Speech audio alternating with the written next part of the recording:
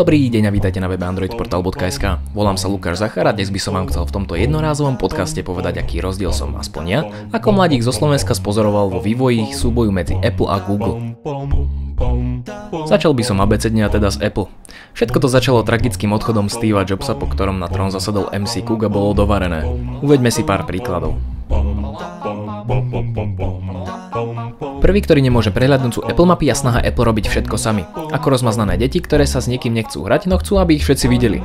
To sa podobá na ich politiku, predsa len všetci by sme si už len z princípu mali myslieť, že sú cool, tak prečo by to nemohlo platiť aj o ich mapách?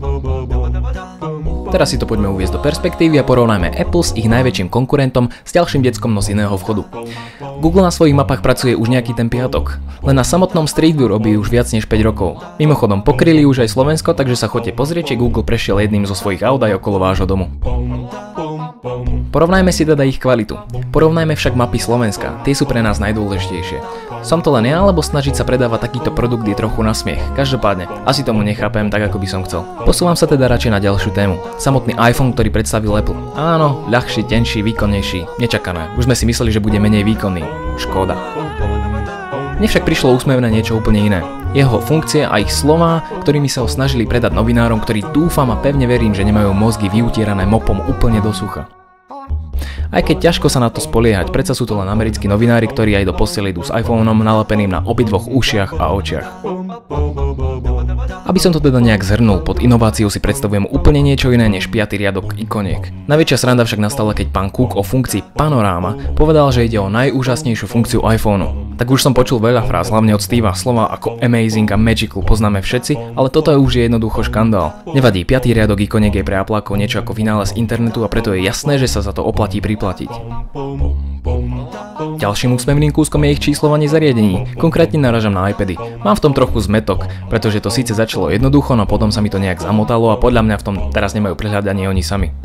Takže začali sme iPadom 1, pokračovali sme iPad 2 a potom z nejakého dôvodu číslovanie už nebolo dosť cool a tak ďalší iPad nazvali novým iPadom, aj keď vlastne stále išlo o iPad 3. Problém však nastáva pri najnovšom kúsku. Pri najnovšom novom iPade, pretože iPad 4 je teraz iPad s Retina displejom, ale iPad 3, teda nový, ale starý iPad je tiež iPad s Retina displejom.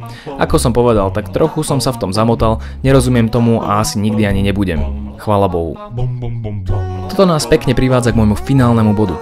Predstaveniu iPad mini. Keď som si prečítal a neskôr aj písal o tom, čo o geniálnosti a exkluzivite iPad mini povedal Tim Cook, tak som zostal v pomykove. Nevedel som, či si robí srandu, alebo či ide o čistý výsmech všetkým ľuďom, no hlavne ich zákazníkom. Tvrdí totiž, že 7-palcové produkty sú úplne na nič a že sú to zlé produkty. Možno sa pýtate, a koľko vlastne meria nový iPad mini? Odpoveď je 7,9 palca. To je však dosť na to, aby ho to podľa slov Tima Cooka zaradilo do úplne novej kategórie. iPad mini sa za žiadnych okolností neradí medzi 7-palcové Android tablety, veď to by bola šialenosť. Samotný Steve Jobs si to predsa neprijal. 7,9 palcov to je niečo úplne iné, to je štýl sám o sebe, ako celý Apple. Na druhej strane tu máme Google. V pondelok predstavil 3 nové zariadenia, o ktorých vieme, že budú skvelé. LG Nexus 4, nové vlajkové zariadenie, ktoré nahradí Galaxy Nexus a na ktorom sa nedá čo pokaziť. O Nexus 7 s väčšou kapacitou a 3G platí to isté, no a Nexus 10, tablet, ktorý bude konkurovať iPadom. Jeho displej má rozlíšenie, ktoré sa Retina displeju smeje do očí, no na to, či sa z neho stane úspešné zariadenie, si budeme musieť počkať. To už je z dnešného klabosenia o nepodstatných veciach všetko.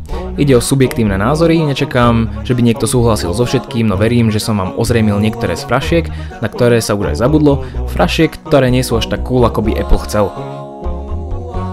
Ešte aby som nezabudol, Apple je až tak cool, že dokáže priznať chybu a tak sa ospravedlnil Samsungu, a to priamo na ich webe. Ale až potom, ako im to nakázal súd. Ak máte radi Halloween, tak šťastný Halloween. Ja sa volám, to je jedno, ako aj tak si to nikto nepamätá. Toto video sme publikovali na webe androidportal.sk.